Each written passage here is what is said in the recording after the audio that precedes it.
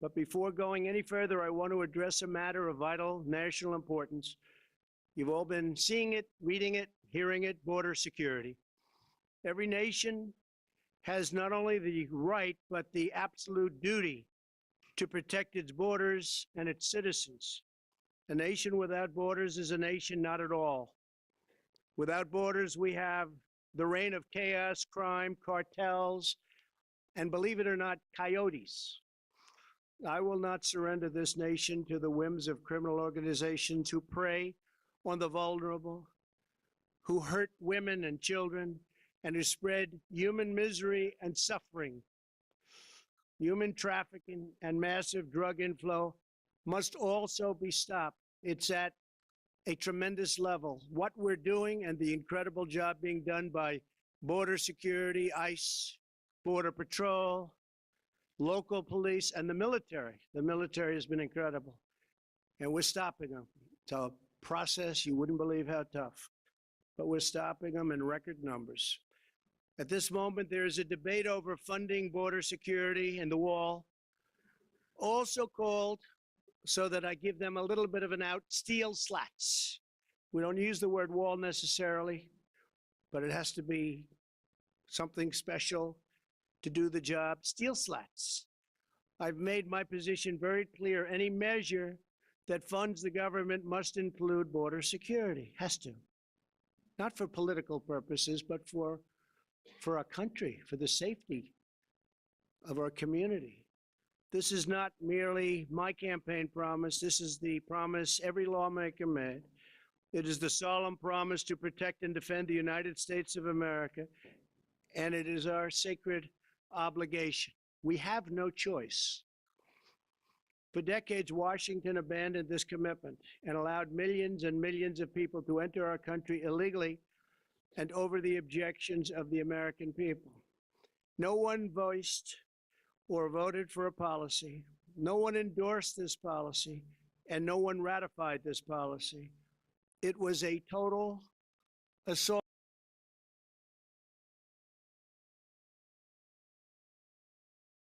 on our democracy itself. Illegal immigration costs our nation $275 billion a year. You hear many different numbers. You can say billions and billions, but the number that I hear most accurate is $275 billion a year at least, millions of jobs and thousands of innocent lives. More than 90% of heroin comes across our southern border. Heroin deaths have tripled since 2002. Every week, this illegal heroin kills at least 300 Americans and costs our nation over. I spoke with President Xi of China, and he has agreed to make fentanyl another one of the big problems. And probably, I think it's just gone to number one, kills 80,000 people a year in our country. He's going to make that a major crime in China. And if you get caught, you pay a major penalty. It's called the death penalty. And it wasn't listed as a crime until I spoke to him. So I appreciate President Xi for doing that. That's going to have a tremendous impact. Every day, 10 known or suspected terrorists try to gain entry into our country. Every day, 2,000 illegal aliens try to cross our borders. They try. We get most of them. It's hard without a wall. Every year, 50,000 illegal children are smuggled by coyotes and criminals into our country. In the last 2 years alone, ICE officers arrested criminal aliens charged with or convicted of 100,000 assaults, 30,000 sex crimes, and 4,000 murders. It's rough stuff. Yet the Democrats continue to oppose border security no matter how many innocent people get hurt or die. Ridiculously and dangerously, certain people want open borders, which allow potentially massive crime. Our nation has spent trillions of dollars and sacrificed thousands of brave young lives defending the borders of foreign nations. I'm asking Congress to defend the border of our nation for a tiny fraction of the cost. Essential to border security is a powerful physical barrier. Walls work, whether we like it or not. They work better than anything. In Israel, 99.9% successful. Think of it. I spoke to Benjamin Netanyahu, Prime Minister, 2 days ago. We were talking about it. He said it's 99.9. I mean, he came up. I didn't ask. He said 99.9% successful. We have proposed a steel slat barrier to halt the deadly flow of these illegal traffickers, smugglers, and terrorists. Every day that we deprive our border patrol and ICE officers the resources they need, we put many innocent lives in harm's way. It should be bipartisan. I think it will end up being bipartisan. I really do. Illegal immigration also strains public services that Americans depend on, and illegal immigration drives down wages for the neediest Americans. No one who calls themselves a progressive should support illegal immigration. Open borders hurts poor Americans more than anyone else in our society. In life, there are certain principles worth fighting for, principles that are more important than politics, party, or personal convenience. The safety and security and sovereignty of the United States is the most important principle of all. If we don't stand strong for our national borders, then we cease to be a nation, and we betray our commitment to the loyal citizens of our great country. I look forward to signing a bill that fulfills our fundamental duty to the American people. It is all about, and I say this in any way they want to hear it, it's all about America first. We have to put our country first. We have to put our people first. And we have to put safety first. So thank you all very much. And we'll be working on that, Mitch and Paul and Kevin and everybody, and we'll see what we can do. But hopefully that'll all come together. Now to the Farm Bill. We are proudly joined today by so many members of Congress, Republicans, Democrats, who worked very, very hard on this bill. This was really an effort of everybody. It was a bipartisan success, something you don't hear too much about, but I think you will be. I actually believe we maybe will be over the coming period of time. I hope so. I think so. It's so good for the country. And I want to thank all of the people here, including the many Democrats who have really worked hard on this bill. They really have. I'll probably have to deny that I ever said that someday, but I won't do that because you really did. You worked very, very hard. And Mike, thank you, by the way. That was some job you did, I'll tell you. I watched you day and night work on this one, so that was really incredible. Thank you. Thank you very much.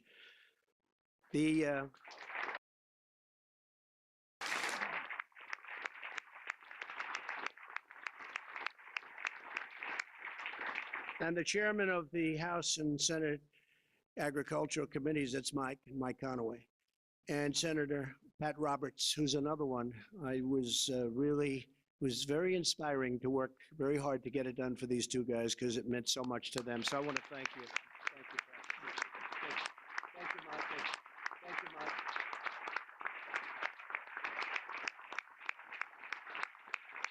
Great job. Great job. We're honored to be with state, local, and tribal leaders of the American agriculture, along with Zippy and all of the people, some of whom I introduced. One I have to introduce that has done such an incredible job, truly loves agriculture, and perhaps more importantly, loves the farmers and the ranchers, is our Secretary of Agriculture, Sonny Perdue, special man.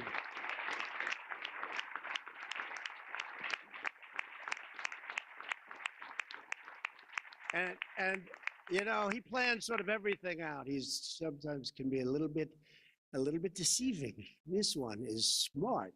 And today happens to be his birthday, right? So you planned that out, probably like you do everything else. Happy birthday.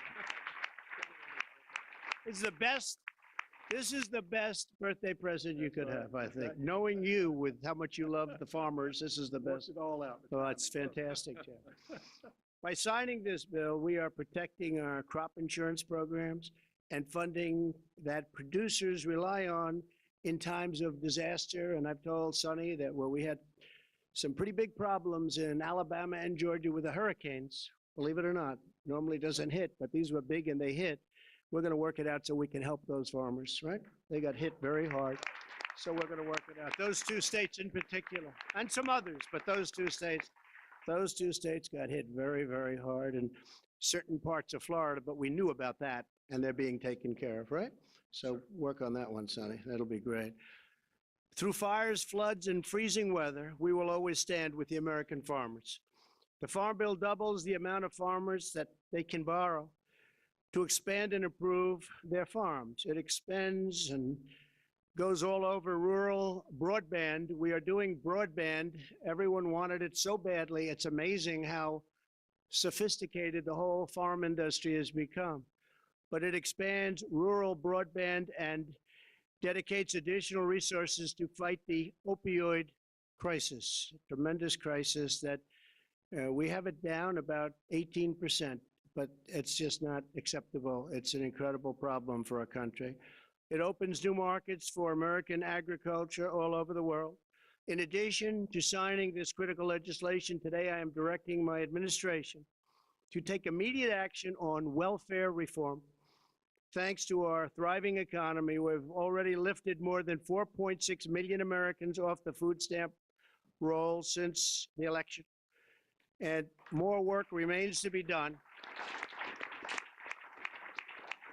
A lot more work remains to be done, but it's been incredible, the strides that we've made. And I will say it's really because of the fact that the economy is doing so well and the farms now are being lifted. And again, I'll go back to President Xi of China at our meeting 2 weeks ago. He's agreed to start purchasing tremendous amounts of farm product. You know that better than you were the first one I called, actually. In particular, soybeans. And they're starting that already, and I think you've already seen the signs of that, but they're starting that already. Millions of able-bodied working-age adults continue to collect food stamps without working or even looking for work.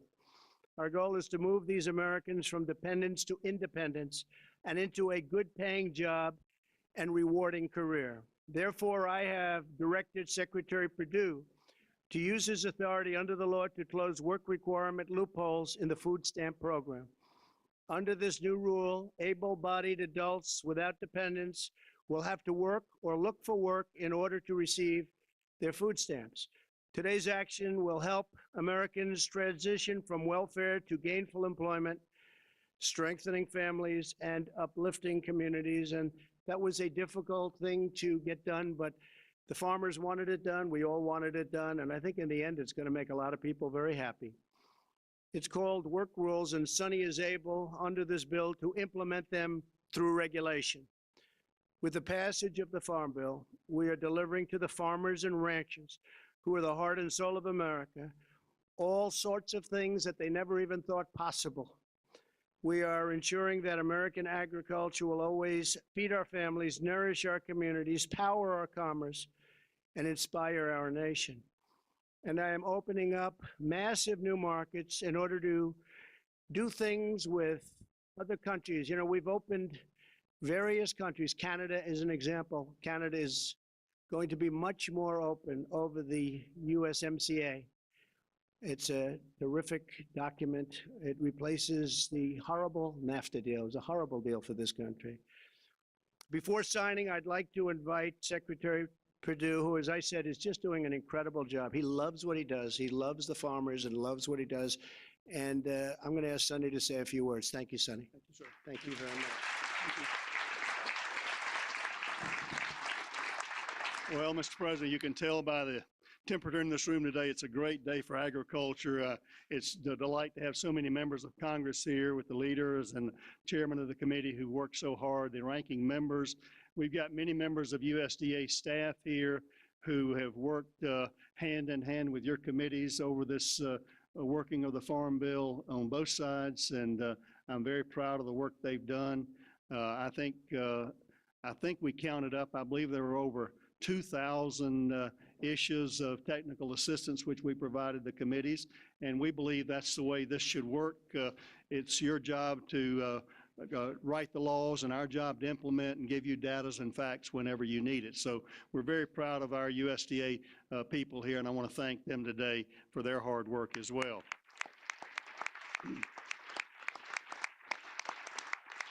Mr. President, it is a great birthday present, not only for me, but for all of agriculture, to give the producers, the ranchers, and farmers across America the peace of mind going forward. They can make their plans in 2019, make their lenders and bankers proud of what they can plan for.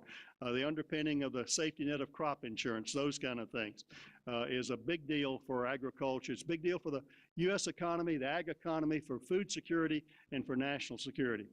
I don't know if you remember this, President Trump, but this is my lucky tractor tie I wore to the Trump Tower in November of 2016. I thought it was appropriate to wear today to celebrate, again, the conclusion of over a year and a half work of a farm bill, and I'm just delighted to be here with you. I want to thank you for your leadership.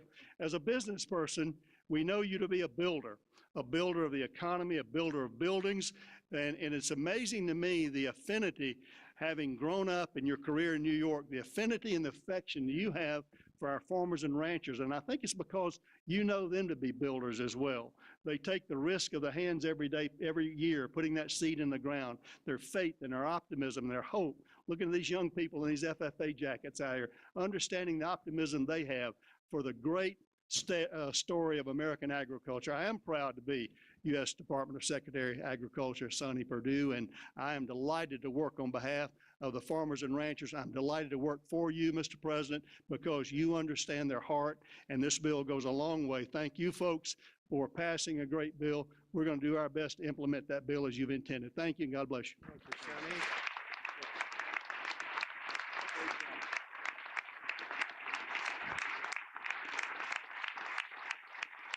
Thank you, Sonny.